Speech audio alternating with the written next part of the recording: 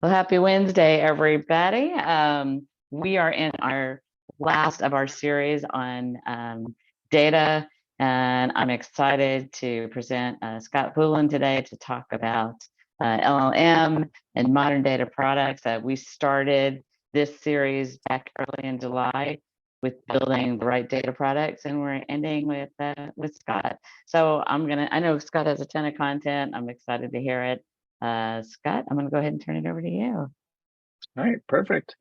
I'm Scott Poulin. I'm the Director of Machine Learning and Artificial Intelligence here at Improving for Minneapolis and Omaha, and I think a couple different other areas.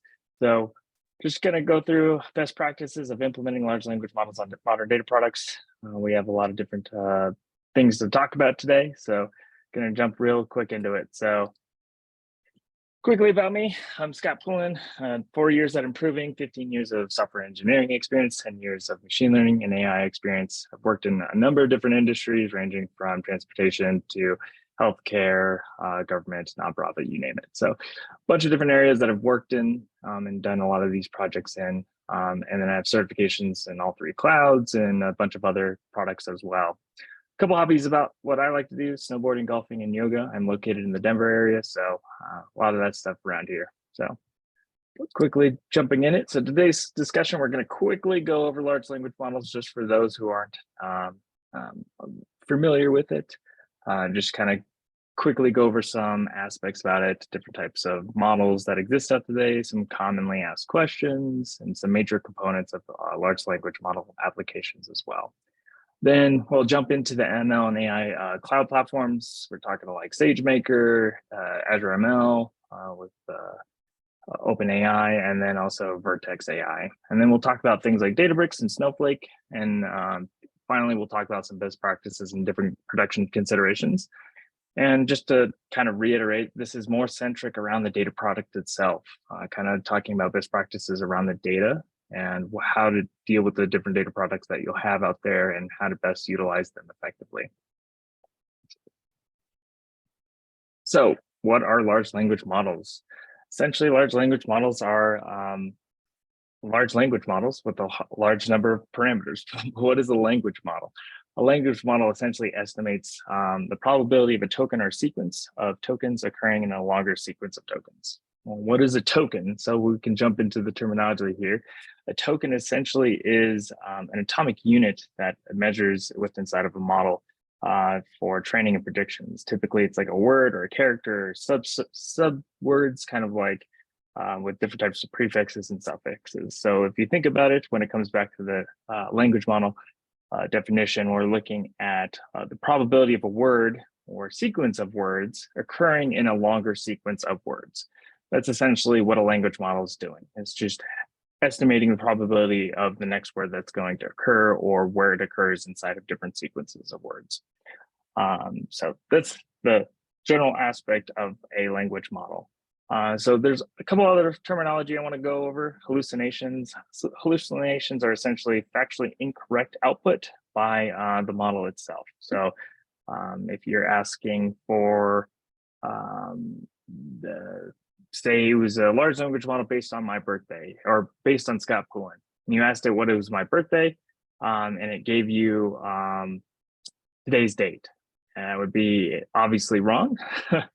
And so it just has to go with the aspect of it provided you wrong information, but it provided you something in the range of what would normally fit it. Temperature is another really good key terminology. Temperature just essentially is a hyperparameter which allows you to regulate how random the results come out of the large language model, or other people like to call it creativity.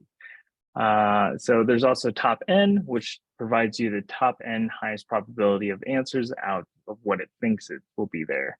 And then prompt engineering. Prompts are essentially what you asked the model itself to provide you different answers back. We use prompts to essentially bound the large language model to a specific scope in a single conversation for it to provide a context as to how to answer that question. So outside of that, some common LLM models.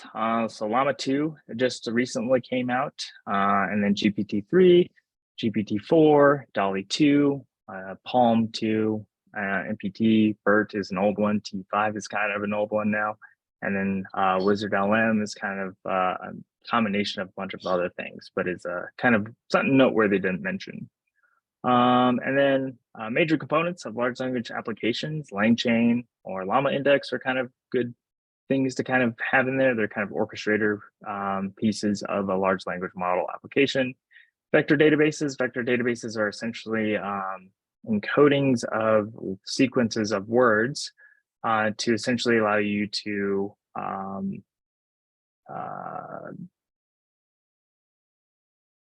store them and look them up more efficiently or quickly.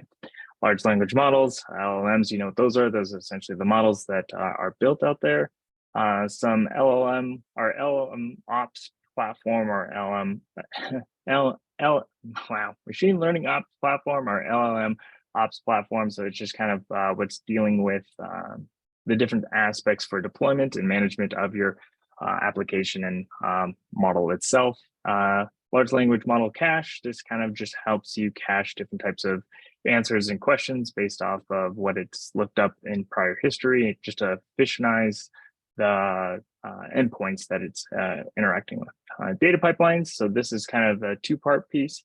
So you have data pipelines that are more specific to actually, if you look at it from a model construction standpoint, it's data pipelines that are turning data into usable formats for training an actual model, or you have data pipelines that are used for converting text into encoded formats for being stored inside a vector database. So there's a couple different data pipelines that also exist outside of it, but those are kind of the big key ones.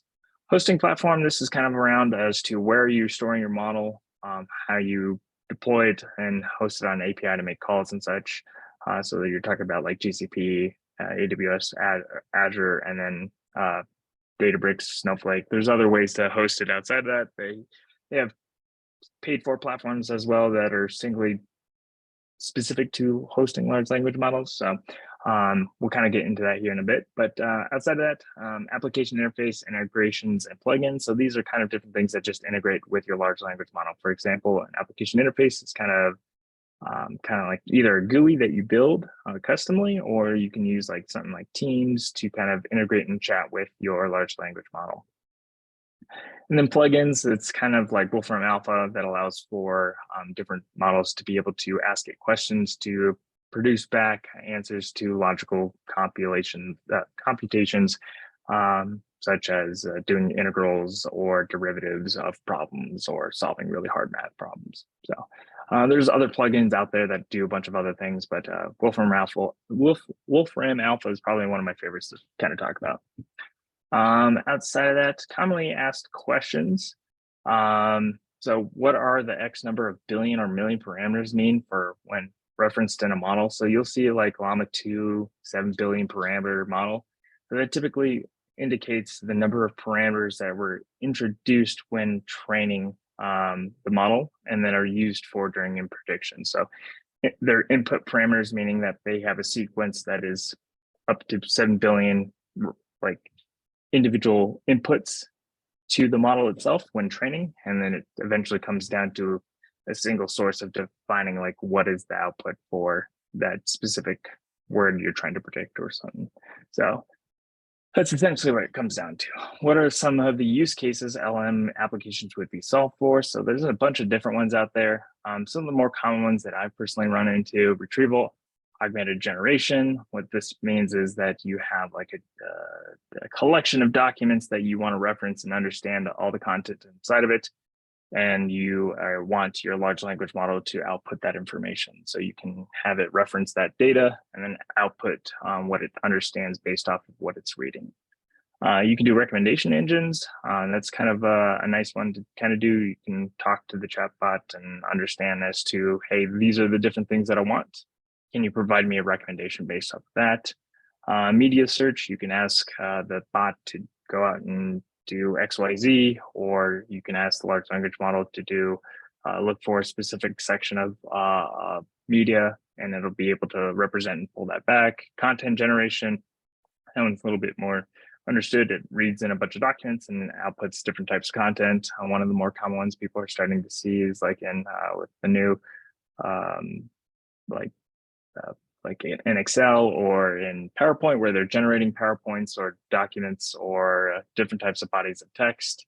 Summarization, that's kind of a cool one where you can just hand it out a piece of document and say, summarize it for me. So translation, classification, those are kind of more less large language model specific, but they're more language models or natural language processing specific cases.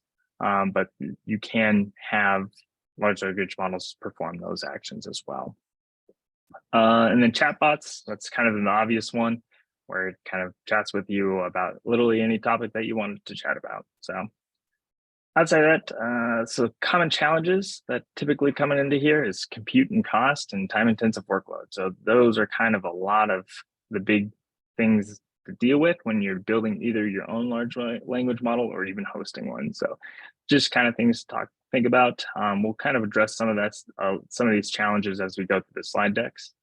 The scale of data required. So it depends on your different types of scenarios when it comes to building an application. It ranges far less about the scale. Just depends on your problem, I guess you could say. But when you're building the actual model itself, the large language model itself, it requires a large amount of data for it to be able to extensively be able to accurately have good conversation, I guess you could say, or be a functioning chatbot or have a decent understanding of the human language. Technical expertise, this is one of the big things when it comes to an enterprise.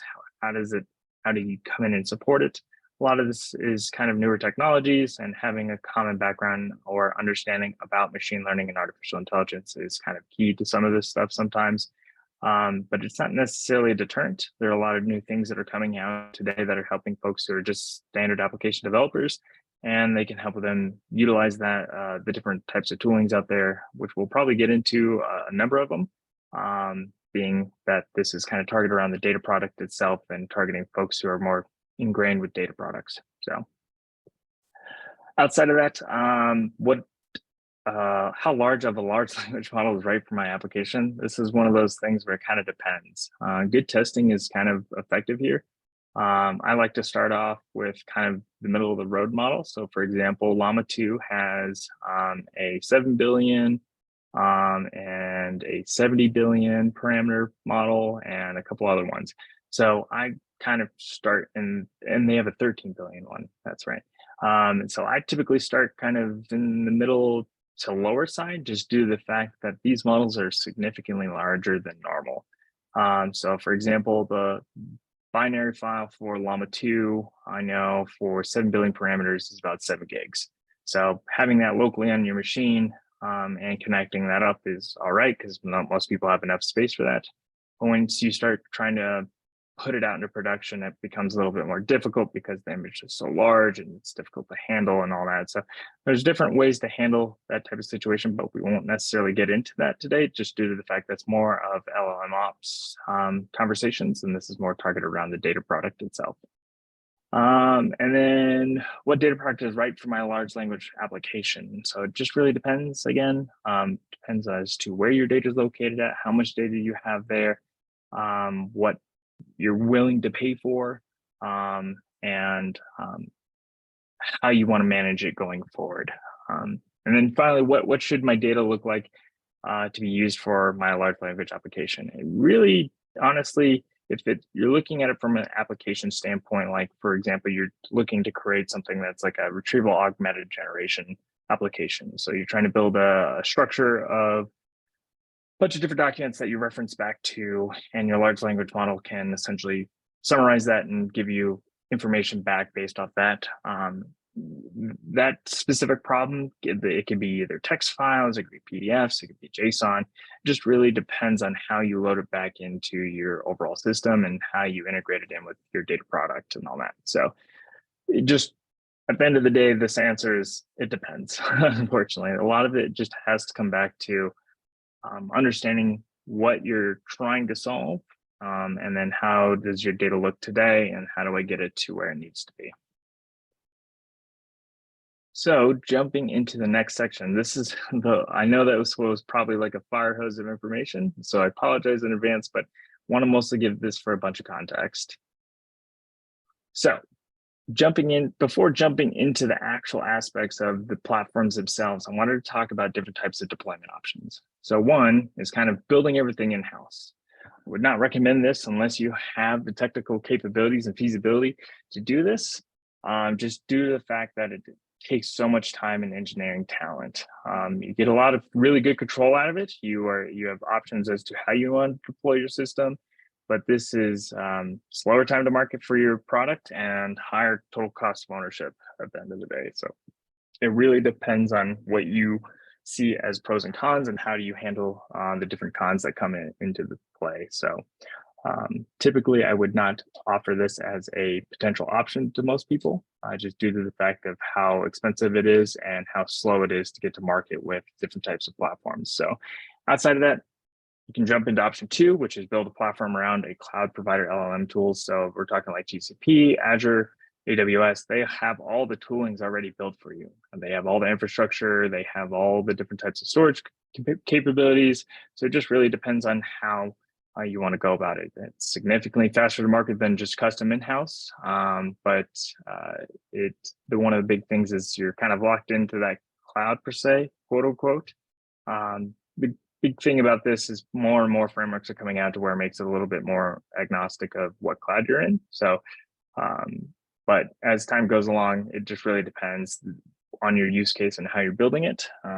So it could change based off of your experience may vary based off of what cloud you're in and what you're trying to do. So the cons to that, you do need some cloud expertise in it, how to effectively manage and deploy your infrastructure and deployment of code and all that. So just the types of things to kind of keep in mind once you consider utilizing those cloud platforms. Option three, kind of use a pre-built solution from different types of places that are more functioned around hosting LLMs. This is a super fast to market, but the only part is you have very limited customization to this. So if you're looking for just a very generic sense of a chatbot, this might be a really good option for you just due to the fact that it'd be faster time to market, a little bit easier to maintain, and some upfront costs are a lot cheaper than kind of going through other aspects. It's significantly faster, easier to onboard to a certain extent, but you do have to do some in-house training and onboarding with that third party. So something to kind of consider. And then finally, very similar to what we're going to be talking about for the most of this talk, is kind of building it from your data platform. There's a number of different ways to do this. You can do it in the cloud as well, or through different types of products that are more geared around data storage and machine learning itself. So kind of jumping into it, we'll go into the cloud providers from there. So cloud providers, we're looking at AWS, Azure, and GCP, kind of talk about the different best practices that kind of go along with that, kind of like with the compute, storage, parallelism of like processing of data, both from the model building standpoint and actual like processing of data as it goes through your system as well. Kind of networking to a certain degree. Some different clouds have different things that you have to incorporate into the networking configurations to make it a little bit more efficient when you're training models themselves. And then resilience is more around the aspects of security and scaling and supportability itself. So things we'll probably jump into for a lot of this is like for AWS S3, OpenSearch, and we'll touch on Snowflake a little bit inside of there. We have a dedicated slide for Snowflake in a different subsection. And then Azure, we'll chat about Synapse, Fabric, and ADLS. And then for GCP, we have BigQuery. They have GCP SQL Server and a library called PG Vector, something that they suggest using for one of their data products, and Dataflow as well. Just kind of showing different pieces of how things would move through the cloud. So starting off, we'll go to AWS. So you can see here, this is essentially just a general diagram talking about one of their use cases for, this is specifically retrieval, the retrieval generation, essentially. So it's retrieving different types of documents and understanding what is out there and providing you a way to chat with a bot to understand your different documents out there based off of whatever question you ask. So kind of looking at this, one of the big things inside of here is your compute. SageMaker training has an efficient way to kind of launch both your CPU or GPU, just depending on what your problem is, how you want to scale it. You will most likely have to increase your quotas if you're training specifically a large language model on AWS. Talking about training in an LLM, I would only do it, and I'll probably touch on this later, I'd only do it if you really have to, but we'll talk about that later. But talking about storage next, so you're looking at when you're training a model itself, FSX has a really good way of providing super high efficiency when it comes to both reading and writing, and provides you kind of like a file structure format, file system structure format inside of there that allows for very fast compute. So if you're looking to train a model, I would recommend utilizing that because it'll just provide you better output for training the model effectively. S3 is probably the simpler approach to that. You don't necessarily have to use FSX, but it's recommended just due to the fact that it provides you that speed up on providing the files and necessary training documents to your training model as it goes through that process. But S3 still can do the same thing. You do have to potentially look into a number of different things, such as incorporating kind of retry logic, just due to the fact that there may be some rate limit issues. So good ways to go around that is you can either increase the rate limit issues or rate limits by requesting it if you can't get it to work with a couple other mechanisms. So typically inside of your code, you'd put in some sort of retry mechanism to go in and effectively read from S3 or write to S3 based off of what it's trying to do at that effective moment. And there's a lot of libraries out there that help you do this effectively. And then configure the application to gradually increase the request rates. You can do that as well through API calls, and then distribute other objects across multiple prefixes. So what that means is inside of your S3 bucket, you can separate, for example, if you're training on a collection of videos and images, you can say that this prefix is all the videos and this prefix is all the images. That'll help the rate limiting on those two prefixes, essentially. So the videos and the images. And then make sure that you also have logging. So you can effectively track some of these rate limitings, and then you can handle it as time goes on, and you can make updates to your overall workflow and help you understand where to go from that. So parallelism, this is kind of with inside of SageMaker, they have a sharded data parallelism, which is also recommended. It just allows for more effective training and effective use of SageMaker and reduce your cost when it comes to compute spend. So there's a bunch of open source libraries that they also support to do a lot of this stuff. One of the more popular ones I think I would say is probably DeepSpeed. That's one of the ones that I've effectively seen more on AWS personally. So some other things, networking, Elastic Fabric Adapter is kind of really helpful for that inter-machine communication. It just really helps with either training or fine-tuning your model. And then there's also, if you're utilizing NVIDIA graphics cards, there's a setting that you have to put in. It's called a GPU Direct RDMA. You have to enable that to help with that faster inter-machine communication as well. And then resiliency, one of the big things to kind of consider inside of here, and there's a bunch of resiliency points that we'll mention that kind of apply to all clouds. So like, for example, this one in here, checkpointing is one of the big things. What that means is during model training or fine tuning, you checkpoint different types of interactions or events that have occurred. It just allows for better handling and failbacks or fail safes in case like your training system or your training job essentially fails at any given point in time. You don't have to start all over from the very beginning. You could start at a specific checkpoint. It also goes back into retraining the model at specific aspects. If you know your model is good up to a specific checkpoint, you can retrain from that specific checkpoint as well. So different things to kind of consider with inside of S3 or AWS. So just kind of keep that in mind. One of the big cool things is that SageMaker has a tooling. It's Data Wrangler. SageMaker Data Wrangler can connect to Snowflake, so you can draw data from Snowflake into SageMaker and utilize that effectively. OpenSearch is also their their vector database essentially, so it allows you to utilize that. So definitely check out those different types of toolings and what they're used for, and kind of keep in mind all those different types of best practices when it comes to AWS. Jumping over to Azure, so this is just kind of the general diagram provided by Azure as to how to effectively utilize your application and use OpenAI and build a another essentially common form of the generation off base of your documents and such. So data products that are kind of utilized inside of here is Synapse, Fabric, ADLS, and Azure Batch. Although Azure Batch is more for kind of taking all of your data, processing it effectively, and storing it inside of like cognitive search.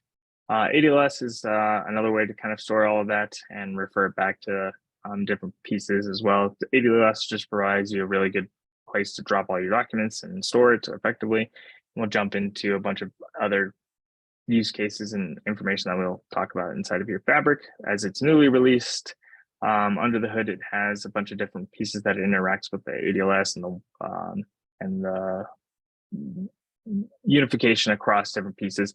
It really has a really seamless integration of how to have both all your data in one place and all your tools that you want to integrate and manipulate the data inside of there. And then so does Synapse. Synapse has those capabilities as well. So, but jumping into like the best practices for this type of compute, Azure does have a wide range of different compute options, both for training and fine tuning of large language models, but it's best to consider GPUs. Typically, you'll find in the market that they'll use NVIDIA's A100s. They're really effective when using this, but they are very expensive. You can go with cheaper GPUs, but it's recommended that you use some sort of distributed training architecture, just due to the fact that it's going to take so long on a single GPU with anything that's less than an A100. Most places even train on multiple A100s, so it's just something to kind of keep in mind for a lot of that. That's only if you're focusing on training your own LLM or fine-tuning the LLM itself. So even fine-tuning LLMs does take a decent amount of compute, so just something to kind of keep in mind. So data sizes for a lot of these projects kind of vary with inside of utilizing different pieces within Azure's OpenAI based models. For example, like their classification, they recommend at least 100 examples per class when you're trying to fine tune your specific use case for this type of stuff. For content generation, they expect at least like 500 samples, and the prompt doesn't exceed 2048 tokens. Just kind of small things to kind of keep in mind. And then like open-ended generation of just content, they expect a few thousand examples if you want it to be really refined. So one of the big things for vector databases, they do recommend utilizing Facebook's Face. It's an open source vector search that's in memory. It's a Python library that you can install and utilize. They recommend using that for development tests, simply because Azure Cognitive Search is probably more of a production use case, and it's effectively more cheaper to use Face for development and test. So just kind of things to keep in mind. All of pretty much Azure's systems, Azure Batch, Azure Data Factory, and Azure Synapse and Azure ML, they all have different configurations that you can include to essentially include parallelism processing inside of your specific jobs or work that you're trying to do. So just kind of keep that in mind for different types of processing that may occur. In the networking, it's best to choose your best data storage format and data storage and data format to help with optimizing the network overhead. There's no necessarily major configuration here that kind of comes to play. It's more about what storage you're using for whatever problem you're trying to solve and whatever your data is like, and choosing the right format for it to effectively be utilized with inside of these different types of environments. One kind of big thing to use that I really appreciate from Azure is their hacks toolkit, and it helps evaluate potential harmful scenarios and helps you mitigate them with different types of strategies with inside of your application layer for your large language model. So kind of it's spelled HAX toolkit, and it's one of their decent toolkits out there that really help with a lot of this stuff. So it's something to kind of keep in mind. Outside of that, they have a bunch of services that most places don't really offer. I know a couple do, but they have service abuse monitoring and content filtering. There's separate services that kind of integrate with inside of your Azure your Azure LLM application, and kind of goes in with helping prevent different types of scenarios that may be negatively impactful to your company. So different types of things to kind of keep in mind with that as well. Jumping to GCP, so a bunch of different data products here, and a bunch of different things to kind of consider. So you can see this is just another general diagram that I drew up here, just a very basic rendition of what would essentially happen and how it interacts. So if you're very interested, I would definitely recommend checking out ML on GCP best practices. They have a plethora of information that we unfortunately don't have enough time to go through, but I will go through a decent amount of it. So kind of looking at your compute for best practices, you're really looking for to utilize the most effective GPU, CPU, TPU. TPU is a tensor processing unit. It's a special type of processing unit that Google has specifically. They're not used for always different types of cases like this, but they can be more effective and just depending on your problem, what you're trying to solve.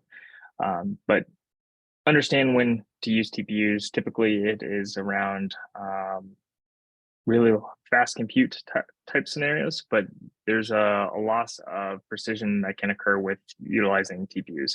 So just kind of be wary of that trade-off when utilizing that. So just remember to take that in mind in consideration. So outside of that, tuning foundation models on Vertex AI, which is their ML AI platform.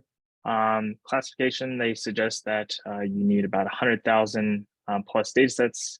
Summarization, 100 to 500 plus data sets, and then like extractive QA, so question and answer type information type setup where you have a vector database with all your documents and such. They recommend about 100 plus documents. In most training and tuning jobs, they suggest utilizing an A100 or something similar, just due to the fact that some of these models fine tuning and training can be very costly and compute intensive. So jumping into the storage aspect, so BigQuery is really great for structured and semi-structured data. But that being said, it's more for helping you understand like AutoML aspects and integrations in that sense. When it comes to large language models, you can utilize it to a certain degree. I wouldn't necessarily suggest it. It just really depends on your scenario and what you're trying to do based off of that. As the platform grows, I'm sure they'll have some sort of AutoML integration for large language models that'll directly link back into BigQuery and do a lot of that processing there if they don't already have it. Cloud storage, probably the most effective tool. It's utilized for mostly unstructured data. So you're looking at documents, JSON structures, images, videos, you name it. So that's essentially the most effective way to do it. They also recommend when you're doing a tuning job for a large language model, they recommend utilizing cloud storage and putting your documents inside of a JSON lines kind of format text. Max input is about 8,192 tokens. And the output from that can be about 1,024 tokens. So that's kind of just based off of what they recommend and that in their space. Outside of that, they have Dataflow. Dataflow is a really good product for kind of doing data pipelines and utilizing reading from multiple data sources. For example, if we look at loading a vector database, you can use Dataflow to read from either BigQuery or cloud storage, convert that into your embedding to load it inside of your vector database.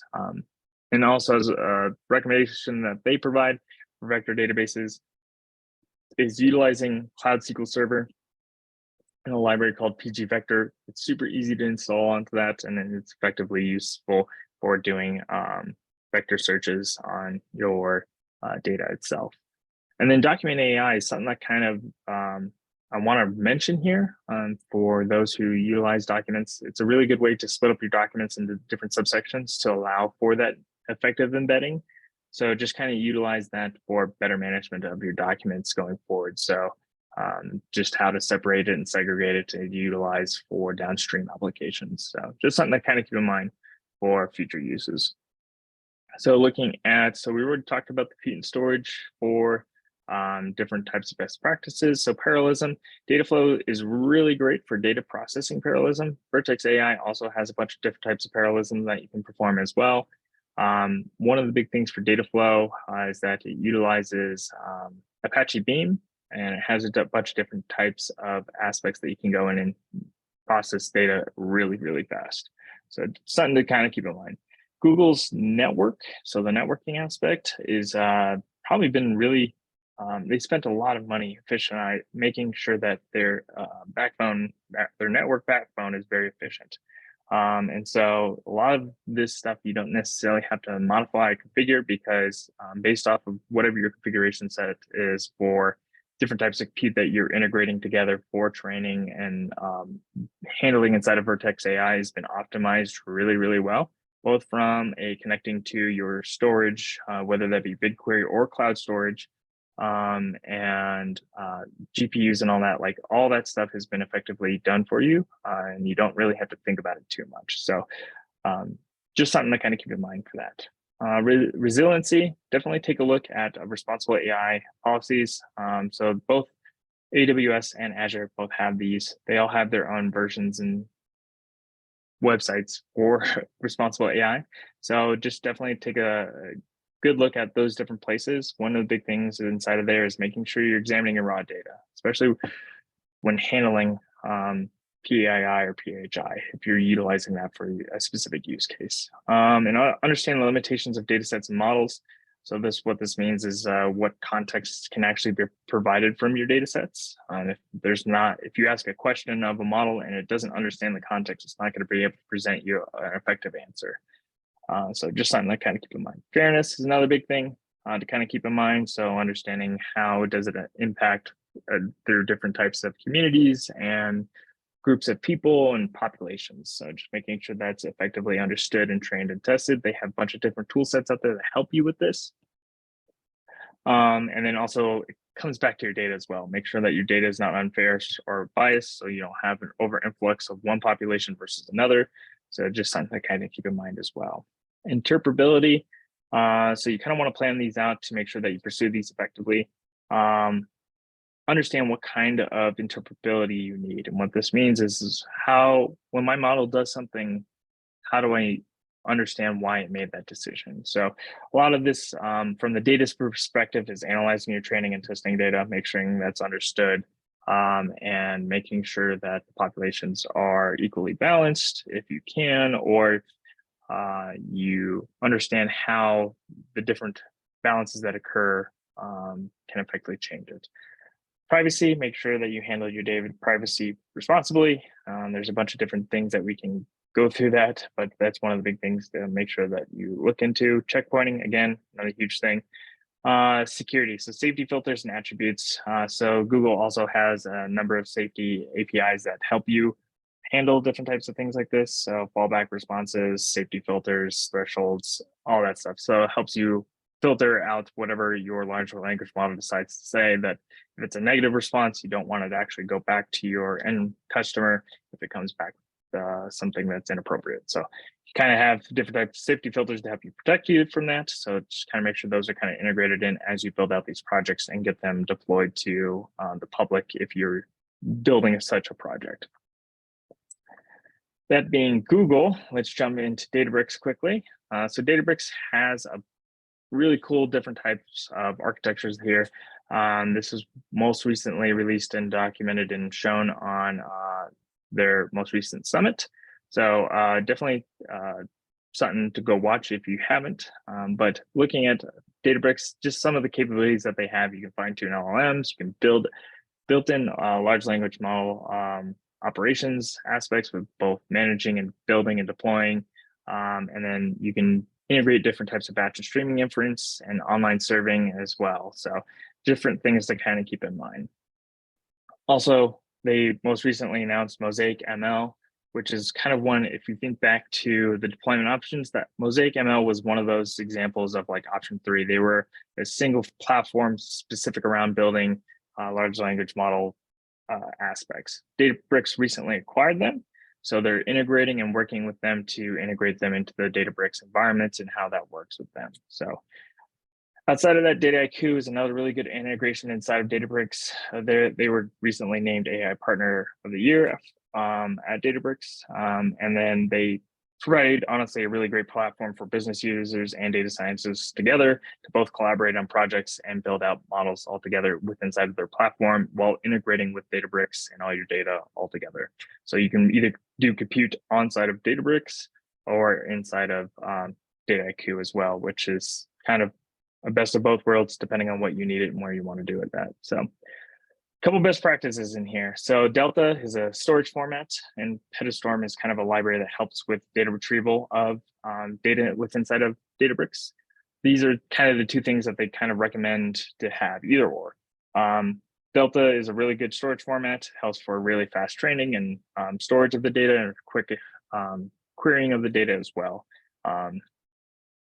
Just something to kind of keep in mind as you go forward with utilizing Databricks for these types of situations. Problems storing it in Delta will be more effective both on the platform and for your use cases.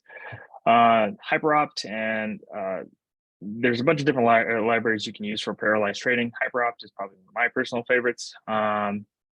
You can utilize it to help reduce your time of GPU and cost and technically spend, help build models more effectively on the Databricks platform. So Delta Lake and Lakehouse AI, these are kind of, Delta Lake was not new, but it's something that effectively is very powerful on side of the Databricks environment.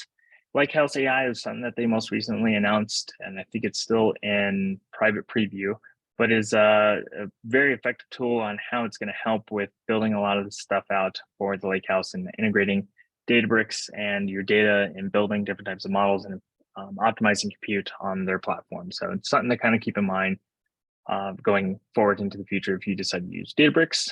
Unity Catalog, this is kind of in order to use Lakehouse AI, you have to have Unity Catalog, but luckily it has other applications and use cases, especially in the ML world, and how it integrates with your data and models that you're going to use going forward. And then lastly, ML Flow. It's really great for model observability, meta tracking, and a bunch of other stuff. It's the typical tool that you would use for machine learning operations or large language operations. So just things to keep in mind when utilizing the Databricks environment. Snowflake. So inside of Snowflake, there's a bunch of different capabilities, integrations it has. So right now, you can integrate different types of pre-trained LLMs into Snowflake. You can use Streamlit as well that helps you create like interactive web apps with very little code.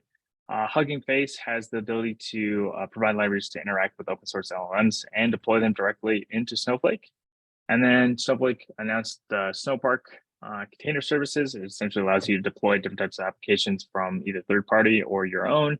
And have it directly integrate with inside of the Snowflake environment and your Snowflake data specifically. So things to kind of keep in mind for those capabilities and integrations. LLM integrations acquisitions. So Dataiku does have a direct integration with Snowflake, which is an awesome tool. Snowflake also named them ML Partner of the Year. So it's something to kind of keep in mind when looking at Snowflake and utilizing it for machine learning. Dataiku has this ability to integrate with your Snowflake, build pipelines of data and process and train and monitor all that stuff. And then you can do all the compute inside of Snowflake, or you can do it on Dataiku. Just really depends on how you want to handle it and manage it. So Snowflake recently acquired Applica and Neva. They're both different types of AI companies that are out there. So Applica is more focused around their large language aspect. They brought what they called Document AI, which processes and understands your different pieces of documents and integrates it with inside of your Snowflake platform and how to search that. And then on top of that, Nevo was more of an intelligent search functionality for their platform and the different types of areas with inside of them to intentionally search different parts of your Snowflake environment. So things that are coming to fruition and for Snowflake, and something to kind of consider as you utilize Snowflake as your data platform. Kind of best practices here. Make sure you're conscious of training models due to computational costs. This is something that the team that was acquired, Applica, they are actively researching and making this more effective. So just make sure you be careful when utilizing Snowflake and training models on it, just that way you don't skyrocket your costs when you're doing some of this. Also look for data biases. Snowflake is also working on this, tooling to help with this. So you can scan your data and understand different pieces of it that's more biased towards one group or another. So just kind of, right now you'd have to do that manually as you work through it. There's other toolings out there that can help you with this, and other functionalities and notebooks and libraries and all that stuff that can help. So just kind of make sure to do that when utilizing this framework or this data product. So then external functions, a cool new feature, I think, that that allows you to integrate external LLM services back into Snowpark to use for your applications that are within hosted inside of Snowflake. Allows you to integrate different pieces like Llama 2 and stuff like that. So just kind of things to keep in mind when utilizing this platform. A bunch of issues that Snowflake has actually mitigated or helped with is like some of the hallucination aspects. When you deploy a large language model inside of their platform, they have different controls around their hallucinations, hard to control outputs, security issues, and questionable reliability and consistency with other third-party APIs. So using their platform has solved a lot of different major issues that come with building LLM apps. So just something to kind of consider within inside of that. Finally, we've reached the end of all of that, and we're going to quickly talk about best practices so we have some time for questions. So one of the big things here is we've talked about all these different data platforms and data platforms, and how do you integrate LLMs and all that stuff. So there's just a lot of content out there for a lot of this stuff, and I wanted to make sure that we gave you a holistic review as much as we could.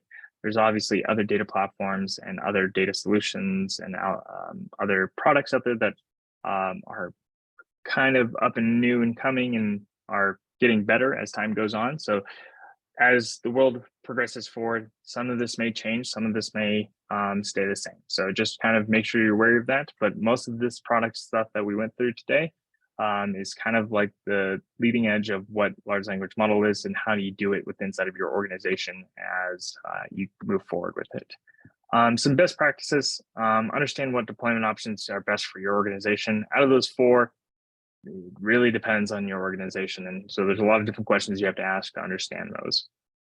Try to use models without having to fine tune or train them on your own.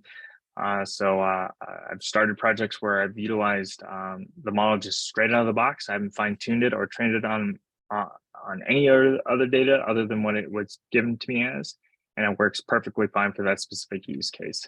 So just make sure you try it out first before trying to spend the compute and time to fine tune it.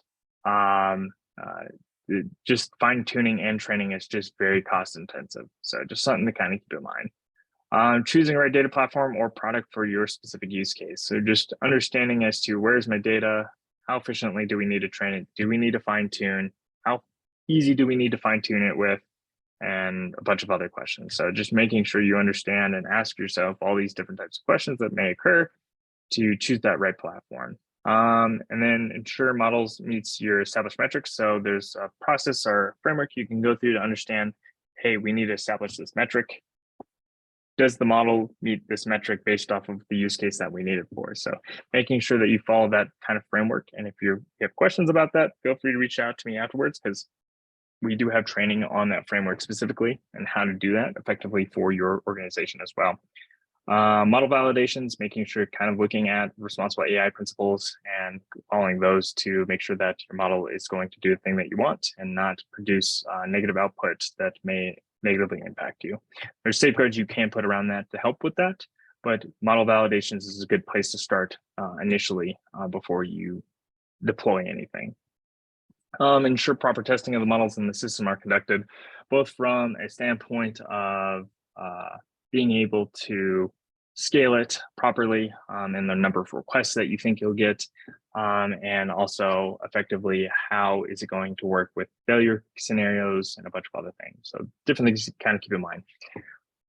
Establish proper model and system monitoring and logging. This is extremely crucial to help you support the testing of your models and the model validation. So just make sure that that logging and monitoring is in place to help you as you go forward into the future. And especially helpful in production when you have monitoring in place. So that way you know if you have any failures. So looking at some other aspects for production. So kind of like looking at your output validation. There's a couple of different areas that I can see this in. You have your basic, and then your intermediate, and then finally your advanced aspects. So your basic for output validation is checking for empty strings, character lengths, making sure that your large language model kind of follows those and you can handle those appropriately. And then for your intermediate, checking for relevance and ranking results, how that all fits together, and make sure that you produce the right output based off what it gives back. Some expert or like advanced aspects is model-based checks, involve metrics, kind of like what we were talking about, metrics that you establish as for a business standpoint. And then kind of some more common aspects are kind of like blue scores to evaluate your model's performance if you're building a model. I'll probably skip over a couple of different one of these because there's so much. I'm always happy to provide this information as well from other aspects, but one of the big ones that I really like talking about is latency. Implementing streaming aspects is kind of one of your more basic aspects. Your intermediate is handling rate limits and backoff and caching. So having some sort of caching mechanism, and then rate limits is another big thing. You can implement that with inside of the APIs as they come in and handle different types of requests before it access anything back before it. So like your LLM or the cache itself. So making sure you handle that. And then data privacy, making sure you utilize encryption, limit data access, monitor your system, make sure that you have cookie and privacy policies, and then also implement some sort of PII masking. LangChain and Llama Index both can help with that as well. And then outside of that, from a more advanced standpoint, questionably, but cloud services, such as what we talked about in the resiliency of both GCP and Azure, they have all those features to help you with encryption, masking, access control, and a bunch of other things. So just make sure you kind of have those in place. But outside of that, that's essentially a lot of the best practices outside of there. There's not much else that really speaks out to me that I think that you shouldn't necessarily go about. But jumping into it, any questions? I don't have any questions. I don't have any questions in the chat. I do think it's there's some things that spoke to me personally when you were talking about Snowflake and costs, and I think that's a big one about considering the costs that go along with all of this now. So those are great, and of course, the universal themes of monitoring, validation, metrics, really important. If there's any questions, feel free to place them in the Q&A chat. And if you don't want to post them here, feel free to reach out to me personally. Here's my email. You can contact me through my email, LinkedIn. I just started a Threads account that I'm going to be posting content about all that, about machine learning, artificial intelligence on, reposting different things that I find on there. And then also, if you want to specifically just talk to improving about ML and AI, we have a number of different offerings that we have. So feel free to reach out to us, and our sales team will be able to set you up with somebody, and you'll most likely get me, and we can have a chat and talk about your different types of problems you want to solve. So, and I did post your LinkedIn link in the chat. Perfect. You were on the chat already. So great. Well, thank you, Scott. We really appreciate it. All right. Take care, everybody. Thank you. Bye.